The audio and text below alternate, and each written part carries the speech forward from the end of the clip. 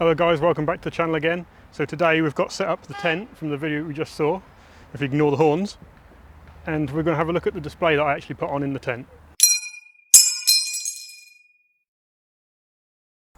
Alright then, I think I'm in the shot, we'll soon find out.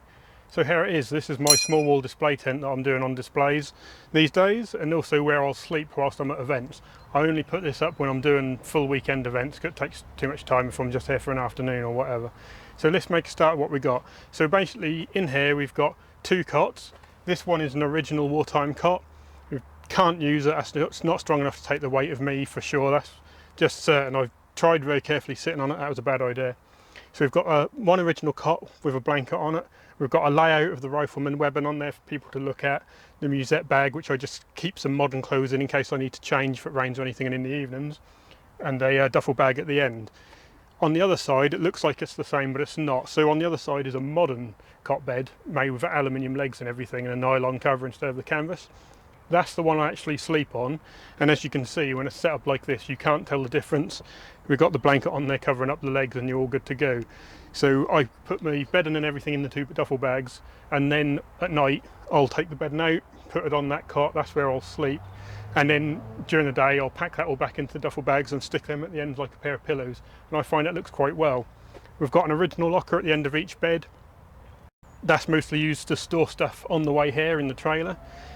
But also during an event, if you need to just chuck anything out the way in a box, you've got the two boxes there, and you can also hide stuff underneath the wool blankets on both of the cots. Alright then, hopefully the autofocus is doing its job and you can actually kind of see everything you need to see, and I'm actually in the shot, but who knows, I am pretty useless at this. So here you can see I'm having to sit on my cot bed here. I'm going to show you the end of the tent what I've got set up. We've got one of these nice little field discs built up here. This is from Edward's Shed. Find him on Facebook, he's really good, his prices are brilliant, he's really just the best I think for this sort of thing in the UK. Compared to the competitors, his prices are nothing, but his products are just as good, if not better a lot of the time. So he made this table for me and I'm really happy for it. That's just a little field desk. Then set up on it, we've got a BC 1000 radio that I've got on today. We've got a musette bag, this is a rubberized musette bag, and that's got all the personal kit in it as well. We've got the mess tin and everything inside there, and some rations and all the little bits and pieces that you'd have for your personal kit display. Then we've got a M1 GP bag that I just use to store bits and pieces like gloves, scarf, wool cap, that sort of thing. If I hide anything during the night, I can just pop it in there out of the way, like a phone or a charger or anything like that. And latest edition, a nice little set of American binoculars, which I just found today whilst I was here. I always go and have a look around the stand straight away before I set up, and today that was worth it because these were a bargain, and I've been looking for a set of nice American binoculars for a long time. So I thought I'd just plonk them down there. So with the camera raised up, you can see that I've got my washing line set up here. This is a simple rope tied from one end to the other on the two poles. And we've got a map case that I've sprung around on washing line as well to go with the maps that I've got on the table. Now, what I'll show you now is a cool little feature what I've done involving the radio. Now obviously this doesn't work, but I have come up with a little trick for a little bit of ambience. Basically what I've done is I've got this little Bluetooth speaker here, but what's special about this one is it has a micro SD card slot. So I bought a micro SD card, I got some radio chatter off the internet from World War II American radio chatter, put it all together in a video editor and spliced it into this.